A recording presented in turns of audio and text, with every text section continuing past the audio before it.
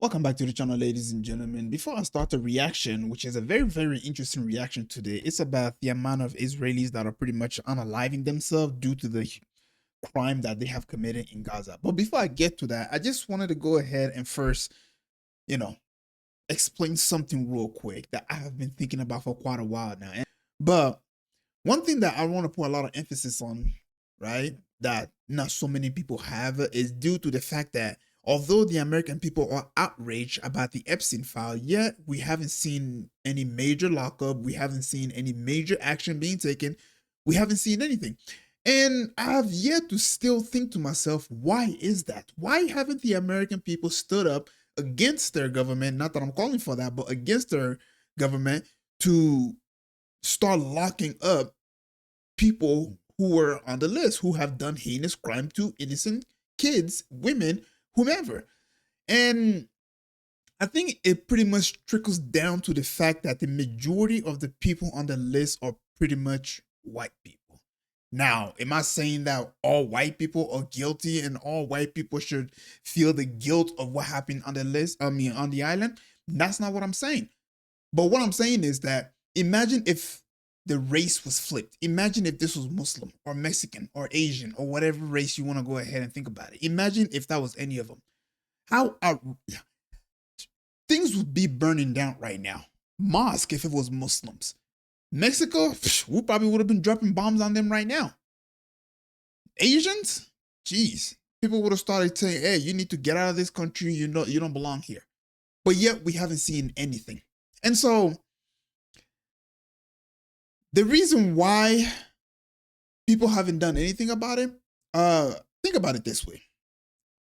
The Israelis have been doing a massive genocide on the Palestinian for quite a while now, for over 75 plus years to be more specific. And for some reason, they don't seem to see any wrong in that. In fact, they're happy about it. They glare about it. All right. And I kind of see the same thing happening here in the United States. Okay, the fact that the Israelis don't do anything about it is because they believe that they're the chosen people. The fact that Americans haven't done anything about the list is because a lot of the people on there are white, and so this whole entire narrative that has been put out there that, oh, white people are the superior race, white people are better than any brown person. If you're not white, you are automatically disqualified. And on top of that, America like to impose its democracy and its way of life on other people. And if you're somebody who do not agree with it, well, your country gets sanctioned or your leader gets toppled and then a new person comes in. So pretty much America put itself in a position in where it tried to become the moral of the world. And so with the release of the file, we now see that it's actually the opposite, that rather the so-called morality, it's something that is extremely corrupt. Okay. And so I genuinely believe that people here in the United States do not want to accept that. They don't want to accept the fact that, you know, they're not as good as they claim to be. Okay. They're not as good as they claim to be. You can no longer you can no longer go on other side of the world and start telling people this is how you should treat your people, because the whole world has now seen the evil and the barbaric action that the leaders of today have taken, the demonic ritual that they have done. Okay. And there's still 3,000 more files to be released. Although some have been released, look at the damage it has already caused all over the world. Look at the ripple effect of what it has. Now, people in Africa are literally looking at Americans saying, like, these are the people that conquered us. Arabs are now saying, what the? These are the people that blew us up for over 20 years.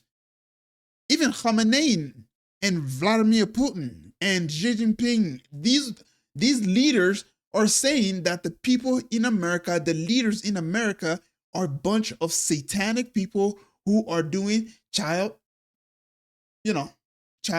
I don't want to say it because, you know what I mean? And now these people are now saying that we need to attack Khamenei. We need to topple Iran. Russia is our enemy. China is our enemy. And I'm like, wait a minute. And so this also brings me to my next topic is that even here inside of America, the American people no longer want to listen to their government because, well, the Epstein file has said a lot more than we can possibly imagine.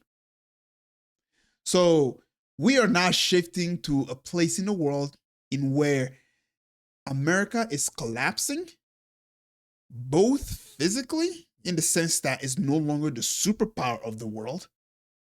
Okay, that, and also it has collapsed morally. That's done now. You can never undo what we just seen with the release of the files. It's finished. It's finished. So one thing that I want to say is white folks. All right, it's not all of you guys, but what I'm saying is, yes, the majority of the people on the list are definitely white. Now, does that mean that all white people are bad? That's not what I'm saying. But what I am saying is, put this race superiority complex aside and hold your leaders accountable. Hold the people who committed such heinous crime accountable. If you want to save your face all over the world, if you want people to still hold you with a little bit of credibility, you have to go after the people who have done these heinous things. If only you can hear the way other people all over the world are talking about this list. If only you can hear that. Anyways, if you listen to this whole entire monologue, I just wanted to go ahead and put that out there.